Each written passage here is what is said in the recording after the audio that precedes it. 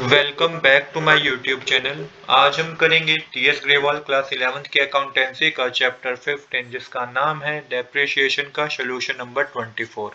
Question number 24 बच्चों मैंने already note कर रखा है। क्वेश्चन नंबर 24 में बता रखा है Shyam purchase on 1st April 2021 a machine for ₹6000। On 1st October 2021, purchase another machine for ₹5,000. On 1st October 2022, he sold the machine purchased on 1st April 2021 for ₹4,000. It was decided that depreciation at the rate 10% per annum was to be written off every year under diminishing balance method. Assuming the accounts were closed on 31 March every year, show the machinery account for the year ended 31 March 2022 and 2023।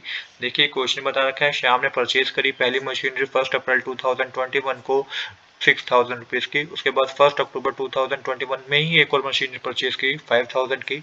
1 अक्टूबर 2022 को जो पहली machinery purchase की थी ना 6000 रुपये की, उसे बेच दिया 4000 रुपये में।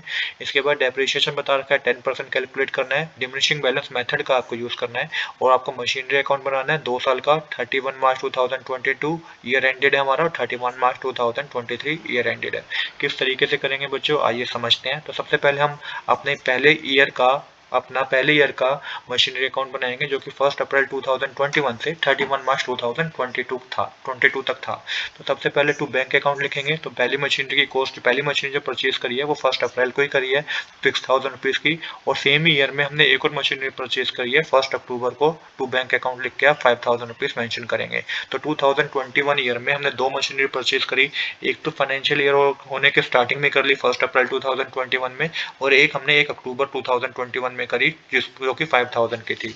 अब क्या करेंगे, इन दोनों पे डेप्रिसिएशन कैलकुलेट करेंगे क्रेडिट साइड। तो 31 मार्च 2022 लिख के बाय डेप्रिसिएशन अकाउंट लिखेंगे। तो मशीनरी 1 पे डेप्रिसिएशन पूरे साल का कैलकुलेट होगा क्योंकि 1 अप्रैल से लेकर 31 मार्च तक कंप्लीट फाइनेंशियल ईयर होता है। तो 6000 मल्टीप्लाई 10% आप इसका करेंगे तो 600 रुपीज डेप्रिसिएशन फर्स्ट मशीनरी पे होगा, और जो सेकंड मशीनरी पे डेप्रिसिएशन होगा ना बच्चों, तो 5000 मल्टीप्लाई 10% डेप्रिसिएशन हमें दे रखा है, बट यहाँ पे मंथ भी कैलकुलेट होंगे। 1 अक्टूबर से 31 मार्च तक बच्चों होते हैं हमारे 6 मंथ। तो 6/12 करेंगे तो 250 का हमारा डेप्रिसिएशन होगा सेकंड मशीनरी पे।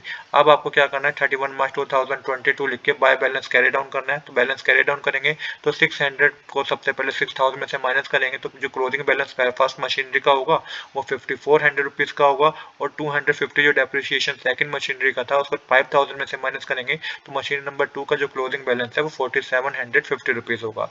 अब बच्चों ये हमारा क्लोजिंग बैलेंस आ गया है। डेबिट साइड आपकी 11000 और क्रेडिट साइड भी 11000 हो जाएगी। अब फर्स्ट ईयर का क्लोजिंग बैलेंस जो है हमारा वो अब नेक्स्ट ईयर 1 अप्रैल 2022 से 31 मार्च 2023 तक जो नेक्स्ट फाइनेंशियल ईयर है हमारा, तो ये closing balance next financial year का ओपनिंग बैलेंस होगा। तो अब सबसे पहले नेक्स्ट फाइनेंशियल ईयर पे जाने से पहले थोड़ी कैलकुलेशन को समझ लेते हैं। अब क्या हुआ कि 1 अक्टूबर 2022 को जो पहली मशीनरी थी ना जो 6000 रुपए में खरीदी थी, उसे क्या कर दिया हमने, बेच दिया। अब सबसे पहले देखिए डेप्रिसिएशन कैलकुलेट होगा 6 मंथ पे, क्योंकि at the end of 1 year जो मशीनरी पहली मशीनरी की वैल्यू है ना बच्चों वो 5400 रुपीज रह गई है। जैसा कि बच्चों मैंने आपको यहाँ पे बताया कि जो पहली मशीनरी की वैल्यू है एक साल बाद वो 5400 रुपीज रह गई है। अब 5400 रुपीज वैल्यू रह गई है, उसे बेचा कब गया है, इसे बेचा गया है 1 अक्टूबर 2022 को बेचा गया है। तो 1 अप्रैल 2022 जो कि न्यू फाइनेंशियल ईयर है, तो 1 अप्रैल 2022 से लेके 1 अक्टूबर 2022 तक हमारा क्या लगेगा, डेप्रिसिएशन लगेगा। तो यहाँ पे 5400 मल्टीप्लाई 10 अपॉन में 100 मल्टीप्लाई 6 अपॉन में 12, 6 महीने का डेप्रिसिएशन लगेगा। तो ये 270 रुपीज का डेप्रिसिएशन लगेगा। तो अभी भी जो बुक वैल्यू है ना फर्स्ट मशीनरी की 1 अक्टूबर 2022 तक, वो बुक वैल्यू अभी भी 5400 में से 270 अब डेप्रिसिएशन माइनस करने के बाद भी 5130 रुपीज की अभी भी उसकी बुक वैल्यू है। बट हमने बेच कितने में दिया, हमने 4000 में बेच दिया। तो इसका मतलब हमें लॉस हो गया। कितने का लॉस हो गया, जब 5130 में से 4000 माइनस करेंगे तो 1130 रुपीज का बच्चों हमें लॉस हो गया। तो अब जो नेक्स्ट फाइनेंशियल ईयर बनाएंगे हम, उसमें आपको ये दिखाना है जो 1 अप्रैल 2022 से 31 मार्च 2023 तक का फाइनेंशियल ईयर है, उसमें आप सभी कैलकुलेशन करेंगे। तो सबसे पहले 1 अप्रैल 2022 में जो बैलेंस ब्रोट डाउन किया था, जो बैलेंस कैरी डाउन किया था, उसे ब्रोट डाउन करेंगे। तो मशीनरी 1 का बैलेंस 5400 था, मशीनरी 2 का 4750 रुपीज था। तो ये जो मशीनरी 1 है ये अब सेल कर दी हमने, बेच दी 1 अक्टूबर 2022 को। कितने में बेची है, बाय बैंक अकाउंट लेके मेंशन कीजिएगा, 4000 में बेची है। 1 अक्टूबर 2022 में हमने डेप्रिसिएशन डेप्रिसिएशन भी कैलकुलेट किया 5400 पे, क्योंकि 1 अप्रैल से लेके 1 अक्टूबर तक 6 मंथ होते हैं, तो डेप्रिसिएशन 270 रुपीज़ का था। और 1 अक्टूबर 2022 को हमें पता चल गया कि हमने लॉस में बेच दी। कितने लॉस में बेच दी? 1130 रुपीज़ की हमने लॉस में बेच दी, जो आप by profit and loss account लिख के मेंशन करेंगे। ये मैंने आपको बताया किस तरीके से कैलकुलेट करा। 5130 में से 4000 माइनस करा तो 1130 रुपीज़ आया।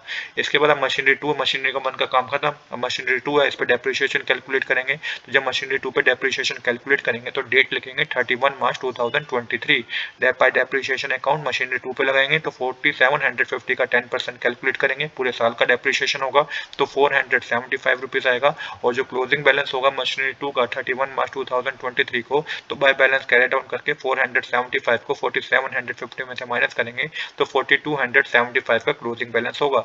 अब जो क्लोजिंग बैलेंस है ये नेक्स्ट ईयर 2023 के लिए 1 अप्रैल के लिए ओपनिंग बैलेंस होगा। टू बैलेंस ब्रोट डाउन करके 4275 आप लिखेंगे। तो यही हमारा करेक्ट आंसर है। आज के लिए इतना ही। I hope you like this video. If you like this video please do subscribe this channel. Thanks for watching.